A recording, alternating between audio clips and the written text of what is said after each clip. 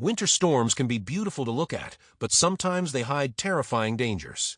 John and his friends thought they were going to have the time of their lives when they decided to spend a weekend in a remote cabin deep in the snowy mountains. The cabin was isolated, miles away from any town, but that didn't bother them. They wanted peace, silence, and time away from the world. But little did they know, nature had different plans for them. The journey to the cabin was already difficult. The roads were covered in snow, and the air was biting cold. By the time they arrived, the sun was already setting, casting a dim, eerie light over the forest. As they unpacked their bags, the wind howled, and the temperature dropped even more. But inside the cabin, there was warmth from a fireplace, and for the moment, everything felt safe. The first night was peaceful.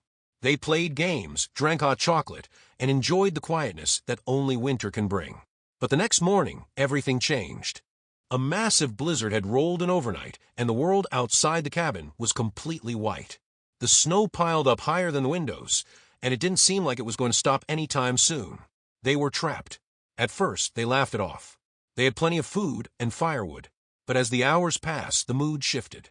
The wind outside sounded like a beast howling through the trees, and strange noises began echoing from the forest. Creaking sounds, as if someone or something was walking just outside the cabin. John looked at his friends and saw the same fear in their eyes. Something wasn't right. By the second day, the storm had not let up. The group was stuck inside, with nothing to do but wait for the storm to pass. The cabin's windows were completely covered in snow, blocking any view of the outside world. It was as if they were buried alive. With nothing else to do, John decided to check on the cabin's generator in the back to make sure they wouldn't run out of power. Bundling up in layers of winter clothes, John made his way outside through the back door. The snow was deep, and the cold wind stung his face.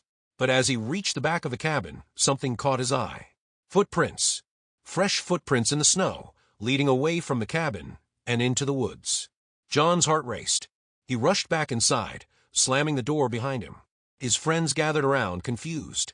He told them about the footprints, but none of them believed him at first. They thought maybe it was just his imagination, or maybe he had seen his own footprints. But John knew what he saw. Someone or something had been outside their cabin in the middle of the blizzard. That night, nobody could sleep. Every creak, every gust of wind made them jump. The cabin, once cozy and warm, now felt like a prison. And worse, it felt like they weren't alone. Someone or something was out there, watching them. As night fell, the storm only grew stronger. The wind was so loud that it was hard to hear anything else. But then, in the middle of the night, there was a knock. A slow, steady knock at the front door. Everyone froze. Who could possibly be out there in this kind of weather? No one wanted to open the door, but the knocking continued, getting louder and more insistent. Finally, John stepped forward, his heart pounding in his chest. He reached for the doorknob and slowly opened the door. Standing there in the snow was a man. He was covered in snow, his clothes soaked through, and his face pale and frostbitten. "Please," he whispered, his voice barely audible over the wind. "Let me in." John's instincts told him to shut the door and lock it, but the man looked desperate. Against his better judgment, he let the stranger inside. The man stumbled in, collapsing near the fireplace. But something about him felt off. He didn't seem relieved to be inside. In fact, he barely spoke, only muttering incoherent words under his breath. The others tried to ask him where he came from and how he survived the storm, but he gave no clear answers. And as the night wore on, the atmosphere in the cabin grew even more tense. There was something deeply unsettling about the stranger. By morning, the storm had calmed slightly, but the snow was still too deep to leave the cabin. The stranger sat silently by the fire, staring into the flames, never saying a word. John and his friends were on edge, unsure of what to do. They had invited him in, but now they couldn't shake the feeling that they had made a terrible mistake.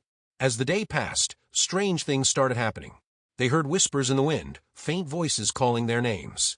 The walls of the cabin creaked, as if something was moving around outside. And at night, they began to hear footsteps, soft, deliberate steps circling the cabin. The stranger never reacted. He just sat there, staring blankly ahead. John tried to talk to him to get some answers, but the man would only repeat one phrase: "It's coming." What was coming? The storm was already here. But as the hours dragged on, it became clear that the storm wasn't the only thing they had to fear. Something else was out there, something that had been waiting for them. And now it was getting closer. That night, the unthinkable happened. One of John's friends, Rachel, disappeared. She had gone to bed early, exhausted from the constant fear, but when they went to check on her in the morning, her bed was empty. Her clothes and belongings were still there, but Rachel was gone. Panic set in.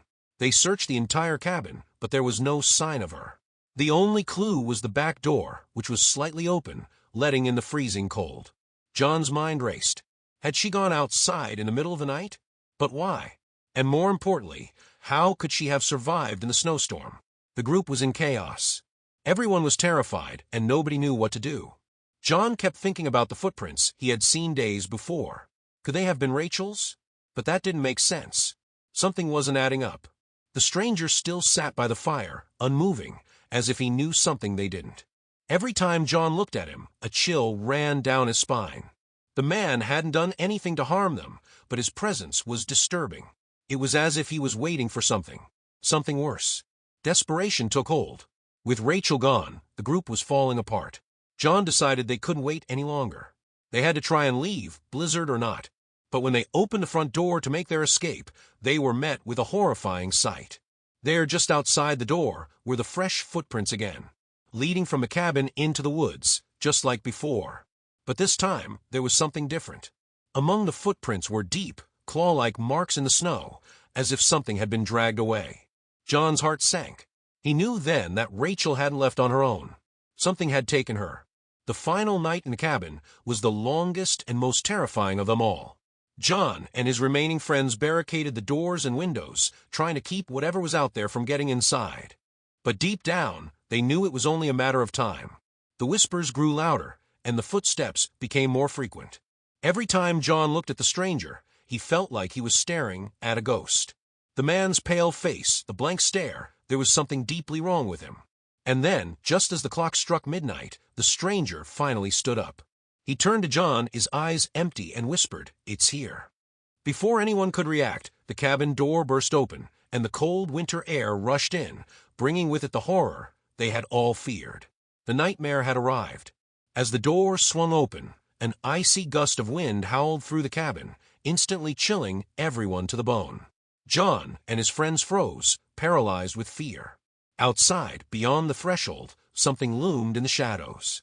It wasn't human. Its figure was twisted and unnatural, moving in jerky, unnatural motions as it crept closer. The stranger stood motionless, his eyes locked on the thing in the doorway. John could feel his heart pounding in his chest, the terror so thick he could barely breathe.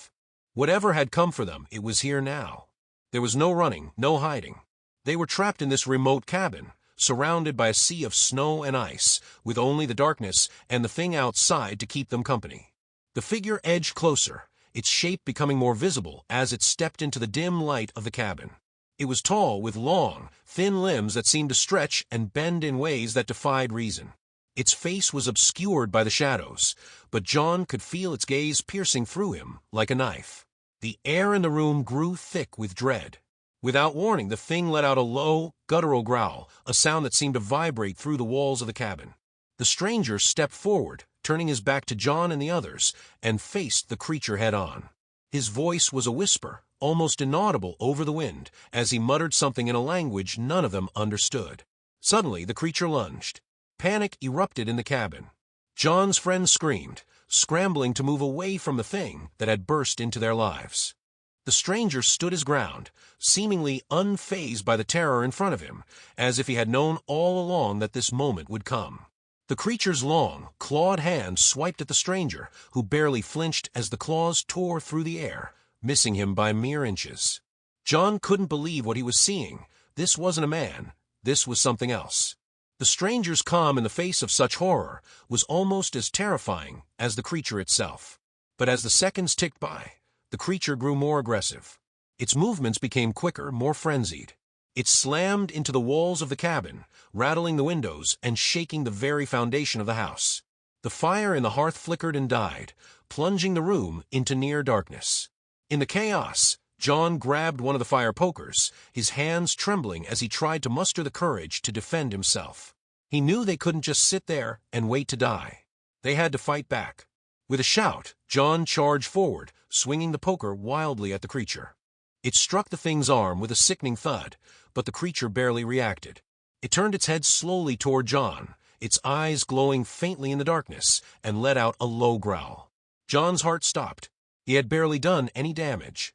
The creature moved faster now, its claws slicing through the air with terrifying precision. One of John's friends, Sarah, let out a blood-curdling scream as she was pulled toward the thing, her body lifted off the ground as if she weighed nothing.